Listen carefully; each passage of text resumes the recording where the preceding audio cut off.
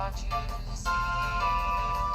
Make sure to hit the button now to stay updated on when I am up. I have no idea what else to say now, so I just end up this. Welcome to AmberAnkNA, and this is my channel.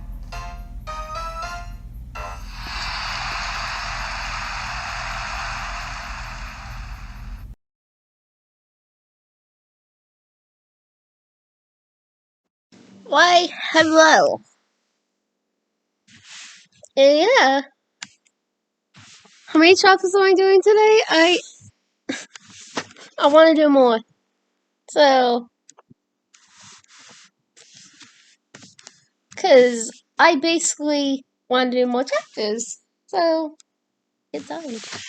The only reason now. Chapter 3. The reason.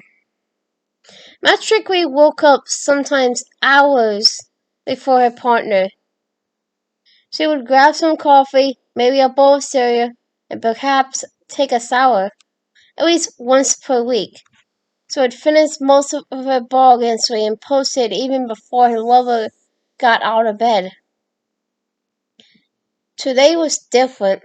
When she awoke, she bent down to kiss Chloe's cheek, but found the spot next to her vacant. As she scanned the room, she noticed her best friend standing at the window, staring into the yard and down the street. The street lamps were still lit, as the sun had not yet fully ascended to illuminate the landscape. Dim shades of orange and peace had begun to stretch across the room from the window, creating an enchanting, autopsy scene. Crow, stay right there. Max hopped out of bed, located her camera. She lighted up the shot and captured the early morning's essence, as her soulmate was bathed in the early dawn's colorful embrace. That one is a keeper. Good morning, Max. The girl at the window casually stated, turning around, facing the inside of the bedroom. How did you sleep? I slept so well, babe. I can't remember a time I slept so hard. From across the room, Max noticed something was not quite right. Crow, what's wrong? She walked over and wrapped her arms around her partner's waist and kissed her chest, just below her chin. Something happened last night, Max. A dream, or a vision, or... The blonde pivoted around and tended to look back at out the window. Chloe Price. The petulant brunette huffed. Don't pull away from me. Whatever it is, we can handle it together. I can't even remember how many times you nursed me back to insanity from a nightmare. Let me be here for you and do the same. It's different, Max. I just need some time to think. I'm sorry. The photograph stepped up and then cleverly looked at her fiance. Whatever you need, babe. I love you. I love you too. Can I at least get some coffee? It might help you feel better. Yeah, that'd be good. Chloe slyly spoke. Okay, when I get back, please tell me all about it. We have to be open and sell everything with each other, Chloe. Yesterday, I realized it only helped me a ton to talk with you about it. I don't plan to ever keep anything to myself again. Max was concerned, even when Chloe was in a deeply depressed state after the second storm week. She still never pulled away from her the way she just had. As Terry kissed her favorite person on the cheek from behind and left the room, heading downstairs to receive a couple of cups of first coffee. Good morning, sweetheart, her mother grinned, greeting her at the coffee maker. So thankful she convinced her parents to get rid of that dreadful charade. This is where we spent the most time together these days, huh? How are you two doing? Morning, Mom. I think Chloe had a nightmare or this isn't feeling real well today. But we'll be fine. We have a photo shoot this morning. Gotta get going soon. You girls are always running off. You're all grown up now. I can't help still see you as little pirate girls running around, exploring, and going on mysterious adventures. The woman looked down and smiled into her coffee mug. So, how's this wedding planning going? Anything else I can help you with? You help enough already. It's pretty much planned and ready to go. Roy just wants me to be happy and doesn't really get concerned with the details. I only want to be with her. The details aren't really important important me either. I just love her so much, Mom. What? Sorry about that. I just went into a typo. There was a missing two. So I just caught no about it. Anyways, back to it. I know you do. She's a special girl. You both are. We love you too with all our hearts, and I can't wait to see you walk down the aisle together. Sweetheart, we're so proud of you. As always, this might have been the most openly she had spoken about her love for Chloe with either of her parents. They clearly accepted the pair as partners, but they had never verbalized their support so transparently. Thank you, Mom. It means everything to have your support. Dad, too. Max, with her hands full, leaned over to give her mother a sideways hug. Having just finished brewing and suiting both coffees. As he was about to head back upstairs, the door to her bedroom opened and Chloe stuck her head out. Max, can we talk? The older girl asked. That's my cue. Talk to you later, Mom. She took the coffees up the stairs and entered her room. Chloe closed the door behind her and received the second mug from the fucker girl. She took a strap and sat down on the edge of the bed near the footboard. Thanks for the coffee, love. It's great to hear you call me love again. I'm worried about you, Crow. You haven't pushed me away like that since we were reconnecting during the first storm week. I'm sorry about that. Come sit with me. Max, please. She patted the bed on the spot behind her. I need to tell you about what happened last night. Both girls stared into the beverages, sitting shoulder to shoulder. Max woke up and was greeted by a pair of void yet magical blue eyes. Whatever it is, Crow, we will get through it together, as we always have. So he bumped her best friend's shoulder, careful to not spill either mug, then took a slow step. I know. I don't know. The wedding is so close, and I don't want to ruin anything for you. For us. But you're right. I need to just tell you everything. This is very important. She paused and took a deep breath, loudly exhaling it then. So, I had a vision last night. I guess you can call it that. Graceful came to visit me in my dream. You dream about Rachel? Is that it? Crow, I would never hold a dream against you. You can't control your dreams. It's not really like that, the caller goes on. Rachel came to me to warn us about something terrible that happens in our future. Gee, and you know it was a vision, not just a dream? Well, it was definitely a dream. She somehow created it and used it to show me something. She was like a ghost, or a spirit, I think. It was strange to see her there, like that after You know. Yeah, I bet. Damn. What did she show you? What are you holding back? Chloe took her best friend's coffee from her walker to place both beverages on the dresser. She sat back down and pulled the little brunette into her chest in a tight hug. I'm sorry for pushing you away. We enjoyed such a wonderful life together the last couple of years. I didn't know how to tell you what I saw. Crow, you're silly me. I'm sorry. Something both beautifully fucking amazeballs and absolutely terrible is our future. Weasel told me he made me happier and more terrified than anything I have ever experienced. Shittle tail slid down the blonde girl's face.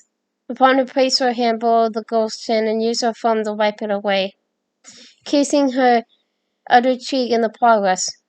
You wondered if there was a reason things could change. Well, this is our only reason now. Get it? Get it? The only reason now? The title of the chapter? Get it? Sorry, I mean. I'm confused. What could change things? I refuse to believe that. We deserve to be happy. We make our own goddamn future, like we always have. Come so far. Mass. I don't know when the vision takes place. I could tell we were a little older, but not much else. I didn't realize where we were. I just know there's nothing more important now than doing whatever we can to change what I saw. I must fast forward. Chloe, no! I don't understand. Isn't your power gone? Matt lowered her eyeball inflations. Nothing in this world that could convince me to sacrifice what we have now. Everything is so fucking perfect. Chloe's mouth went dry, having to force the words out. She whimpered, "It has your freckles, Mass." What? Who? She looks just like you. Crow, please. Who looks just... Her daughter. Mass, I saw her daughter. And we have to save her life. Get it? By the way, who do you think is their daughter? Who has I been hinting at? I won't spoil it, Sale, though. This is more teasing to who it could be. So, keep this in mind. See, also as Chloe struggled to find the words. You got this, girl. She said, knowing the words that just left her lips would never actually be heard. It take all three of us. She has to know everything. Just tell her. I know it's tough, but you must. Rachel walked around and in front of her friend, and tended to place her hand on the girl's shoulder, watching it pass directly through. She hoped her words in the dream were enough to help instantly guide them on the new mission. She didn't know how she knew, but her moving on to her next reality sent some amazing things right for these girls, whom she loved entirely. The only concern that remained in her heart was guiding these lovers towards the future, hoping they could change the terrible circumstances she knew would inevitably be upon them. If everything worked out, she would be able to help give them the complete happiness the love deserved. Mass, it'd be fine, she whispered in the brunette's ear, remembering how cute the girl was, and that Chloe was as lucky as Mass for being able to be together at such a deep level. At the tall girl's words, the room grew silent. Talk to each other. The only way now that we get through this is if you stay connected. Get it? The only way now? town. The first story name. The only reason now, the only way now, get it, the titles are being said here. So he knew they were Max and Chloe and they would always be together. But that together would be much darker if they didn't find the strength and power to push through. Rachel smiled with the girl started speaking again, navigating the way through the rocky current. She followed them to the restaurant and was into the plan. She liked what she heard and was fully on board. You're welcome, Max. The ghostly girl understood she could help them now. The dream she pulled Chloe into was her first test in finding out what was possible in her current state.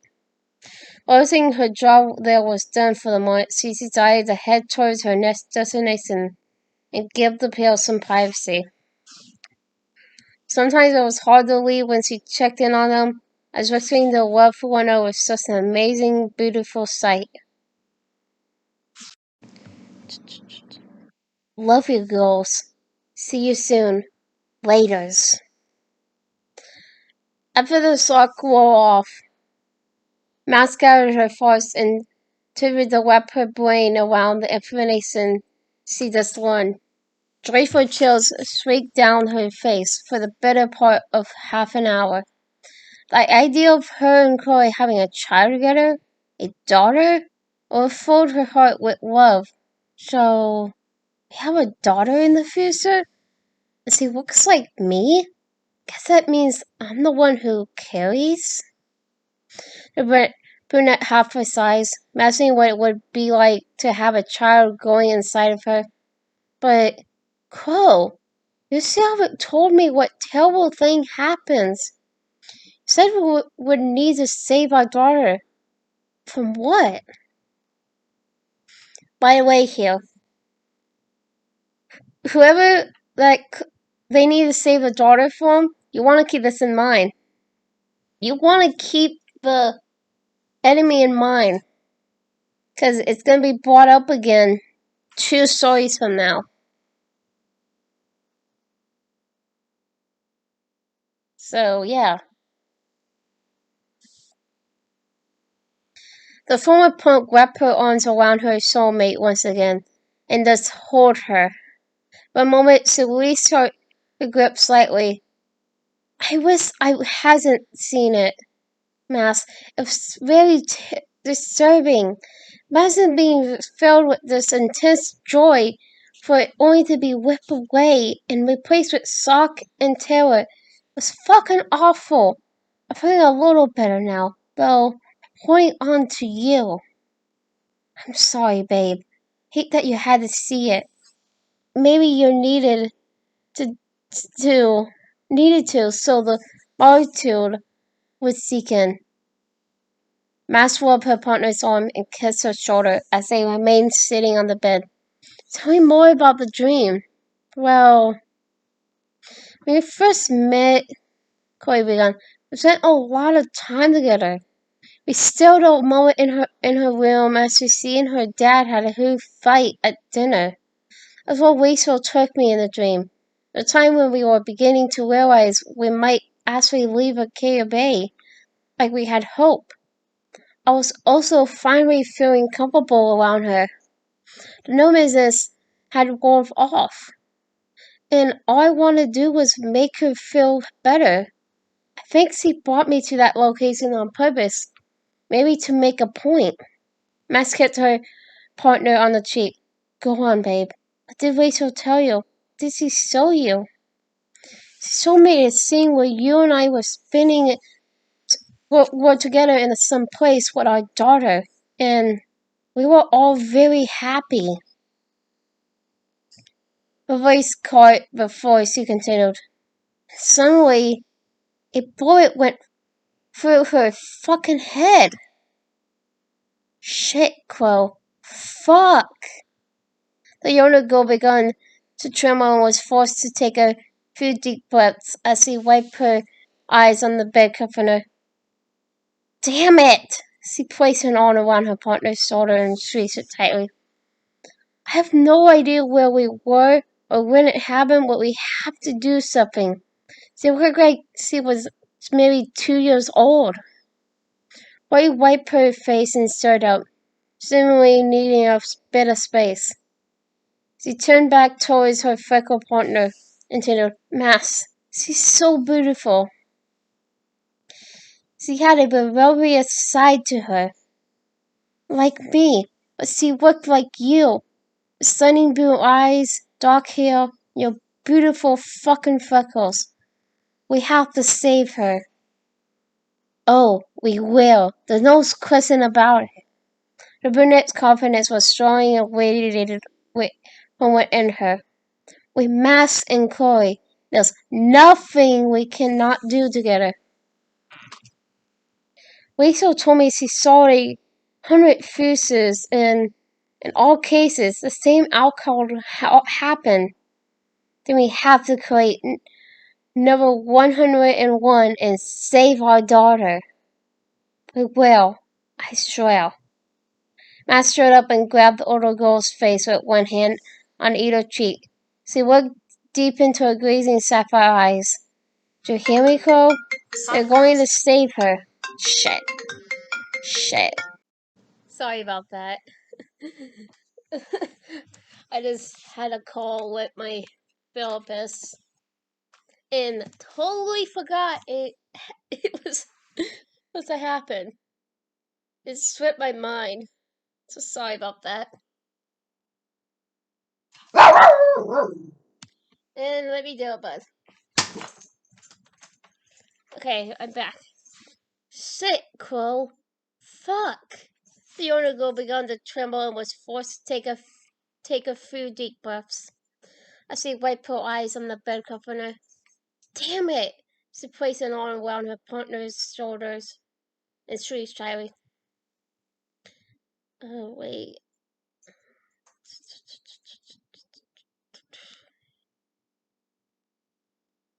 I totally forgot where we were.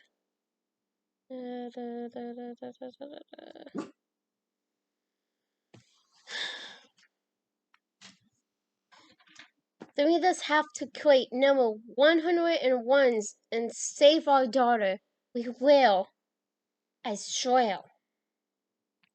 Matt strode up and grabbed the older girl's face with one hand on either cheek, so deep into her glazing sapphire eyes. Do you hear me, Cole? We're going to save her. So Marsley nodded in belief and confirmation. Rachel made a point to tell me 3 things. She said time doesn't exist in dreams. She can hear our thoughts when we think about her. And the power is still within me. I think I need to fast forward to that time to save our girl. But I don't really know how, and I'm not sure I can. Last time I checked, there was no sign of the power. But more importantly, fuck. We will stoop past so many amazing moments together. Mass, we have to go past our wedding. I mean, we could wait until after the wedding. How could we enjoy it with this looming over us? Shit! Concern continued to build in Mass's heart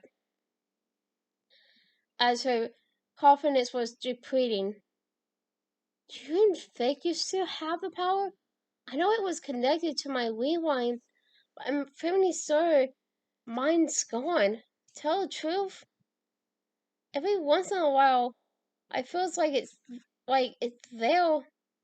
Might be a couple left in there, but it's more like just a star. I haven't dared to explore it. Like you, the last time I tried it, nothing. I might have an idea, though, but I'm terrified. Me too, love. I'm terrified too. The couple stood holding onto each other, peering out the window. Felt like it could be the last time they would have a calm moment. to themselves for a while. Things felt like they were about to change, and both girls were clearly panicked. Thoughts about the daughter, the love for each other, and the future rolled around inside their heads. After several moments, Chloe's stomach wobbled from hunger. "Let's go get breakfast," Master said upon hearing the empty grumbles. Since the event will happen in the future, and our daughter is around 2 years old, I think we have some time to form a plan and not once into this. This food sounds really good, Mass. I could definitely eat right about now. The girls released each other and started getting ready to go out. They sailed the sour with a bit of playfulness, but focused mainly on helping each other wash. This new adventure was the concern. The found solace in the fact that they were still together and would be each other's strengths, as they always were. Max grabbed a notebook, put it in her bag, and the pair departed the house. They arrived at the restaurant and were seated right away. Buddy! Shut up! Sorry about that. Hang on, I gotta take care of Buddy. I'm back again.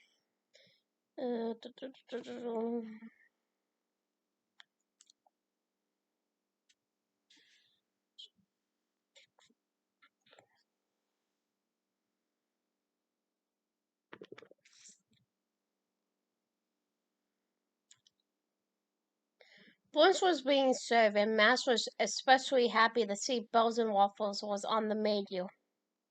She secretly wished she would have ordered chicken and waffles the day before.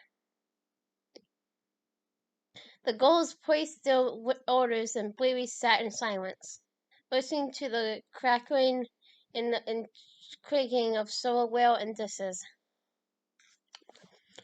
Okay, we need to come up with a plan, the photographer said, cutting through silence.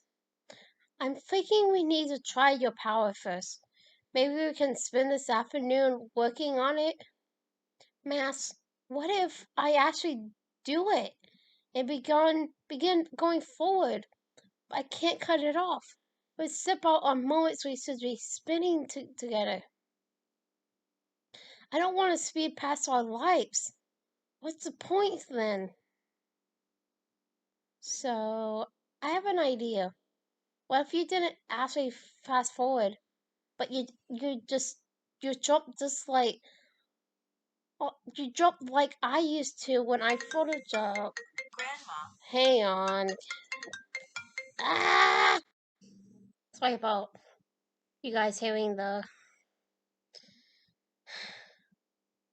calls I've been having. But anyways.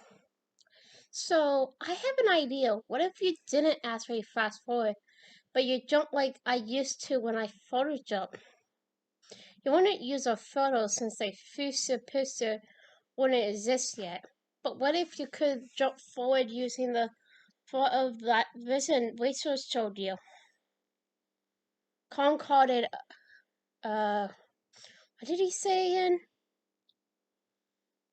It was mental, shit. I can't remember.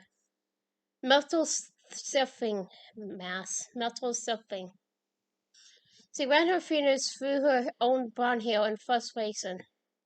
Anyway, he never used a photo. That was just me. Oh, mental surfing is what it called. Maybe you could try that. She said the power is still in me. I really don't even remember how I did it. Guess I couldn't hurt to try it if you're with me. Chloe shrugged at the idea. I'm hard set on trying whatever we need to save our precious little girl. Yeah, same, Chloe. Of course. You said Rachel pulled you into the dream last night.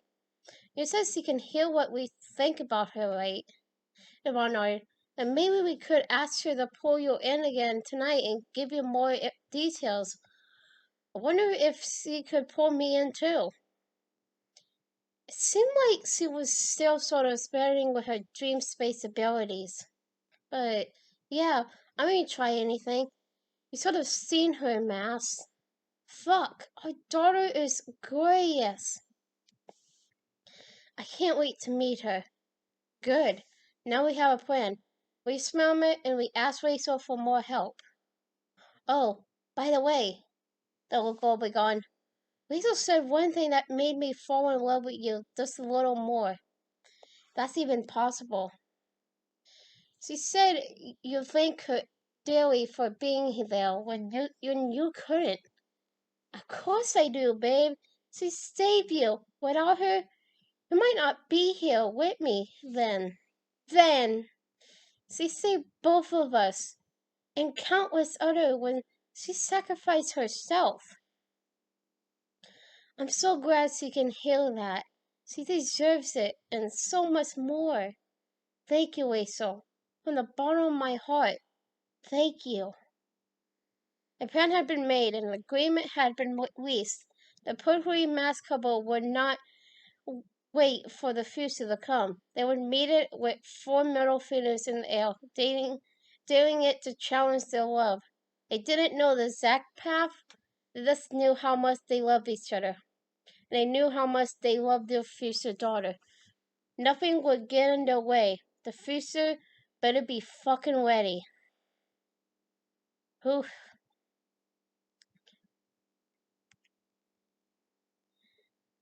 I know I'm ready. I hope everyone else is ready too. So, be prepared. I'm gonna try not to get copyrighted because be prepared. Yeah. That's a copyrighted song. So, yeah, I'm gonna shut up now and I'm gonna go get the dogs now because since they outside. So, bye.